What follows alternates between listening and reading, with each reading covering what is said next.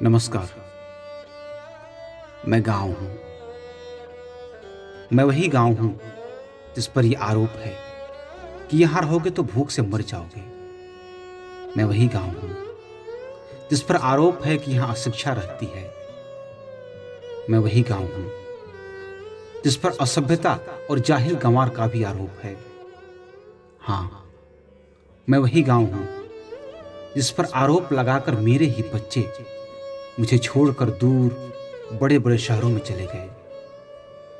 जब मेरे बच्चे मुझे छोड़कर जाते हैं, मैं रात भर सिसक सिसक कर रोता हूं। फिर भी मरा नहीं, मन में एक आस लिए आज भी निर्निमेष पलकों से बाट जोहता हूं। शायद मेरे बच्चे आ जाए। देखने की ललक में मैं सोता तक नहीं हूं। लेकिन हाय, जो जहां गया वहीं का हो गया। मैं पूछना चाहता हूं अपने उन सभी बच्चों से, क्या मेरी इस दुर्दशा के जिम्मेदार तुम नहीं हो?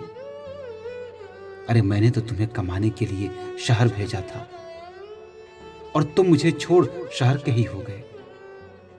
मेरा हक कहां है? क्या तुम्हारी कमाई से मुझे घर, मकान, बड़ा स्कूल, कॉलेज, इंस्टीट्यूट, अस्पताल आदि बनाने का अधिकार नहीं है? यह अधिकार मात्र शहर को ही क्यों? जब सारी कमाई शहर में दे रहे हो तो मैं कहां जाऊं? मुझे मेरा हक क्यों नहीं मिलता? आज जब इस कोरोना के संकट में सारे मजदूर गांव भाग रहे हैं, गाड़ी नहीं तो सैकड़ों मील पैदल बीवी बच्चों के साथ चलती है, आखिर क्यों? जो लोग यह कहकर मुझे छोड़कर शहर चले गए थे कि गांव में रहोगे तो भूख से मर जाओगे, वो किस आस और उम्मीद पर पैदल ही गांव लौटने लगे? मुझे तो लगता है निश्चित रूप से उन्हें यह विश्वास है कि गांव पहुंच जाएंगे तो जिंदगी बच जाएगी, भरपेट भोजन मिल जाएगा, परिवार बच जाएगा। सच तो यही है कि गांव कभी किसी को भूख से नहीं मारता। हां मेरे लाल, आ जाओ, मैं तुम्हें भूख से नहीं मरने दूंगा। आओ, मुझे फिर से सजाओ, मेरी गोद में फिर से चौपाल लगाओ, मेरे आंगन में चाक के पहिए घुमाओ, मेरे खेतों में अनाज उगाओ, खलिहान में बैठकर आल्हा गाओ, खुद भी खाओ, दुनिया को भी खिलाओ। महुआ पलाश के पत्तों को बीन कर पत्तल बनाओ, गोपाल बनो, मेरे नदी ताल तलैया बाग बगीचे गुलजार करो। बच्चू बाबा की पीस पीस कर प्यार भरी गालियां, राम जन्म काका के उटपटांग डायलॉग, पंडिताइन की अपमान वाली खींच और पिटाई, दशरथ साहू की आटे की मिठाई, हजामत और मोची की दुकान, बड़भुजे की सौंधी महक, लैया चना कचरी हुरहा बूट खेसारी, सब आज भी तुझे पुकार रहे हैं। मुझे पता है वो तो आ जाएंगे जिन्हें मुझसे प्यार है, लेकिन वो क्यों आएंगे जो शहर की चकाचौंध में विलीन हो गए, वहीं घर मकान बना लिए, सारे पर्व त्योहार संस्कार वहीं से करते हैं। मुझे बुलाना तो दूर, पूछते तक नहीं है। लगता अब मेरा उनके ऊपर कोई अधिकार नहीं बचा। अरे अधिकार नहीं तो कम से कम होली दीपावली में ही आ जाते तो मेरा दर्द कुछ कम हो जाता। सारे संस्कारों पर तो मेरा अधिकार है।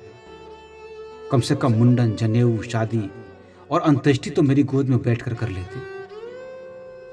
मैं इसलिए नहीं कह रहा हूं कि यह केवल मेरी इच्छा है, यह मेरी आवश्यकता भी है। मेरे गरीब बच्चे जो रोजी रोटी की तलाश में मुझसे दूर चले जाते हैं, उन्हें यही रोजगार मिल जाएगा। फिर कोई महामारी आने पर उन्हें सैकड़ों मील पैदल नहीं भागना पड़ेगा। मैं आत्मनिर्भर बनना चाहता हूं। मैं अपने बच्चों को शहरों की अपेक्षा उत्तम शिक्षित और संस्कारित बना सकता हूं। मैं बहुतों को यही रोजी रोटी भी दे सकता हूं।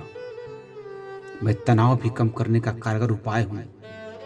मैं प्रकृति के गोद में जीने का प्रबंध कर सकता हूं। मैं सब कुछ कर सकता हूं। मेरे लाल, बस तू समय समय पर आया कर। मेरे पास अपने बीवी बच्चों को मेरी गोद में डालकर निश्चिंत हो जा। दुनिया की कृत्रिमता को त्याग दे। फ्रिज का नहीं, घड़े का ठंडा पानी पी। त्योहारों समारोहों में पत्तलों में खाने और कुल्हड़ में पानी पीने की आदत डाल। अपने मोची के जूते और दर्जी के सिले कपड़े पर इतराने की आदत डाल ले।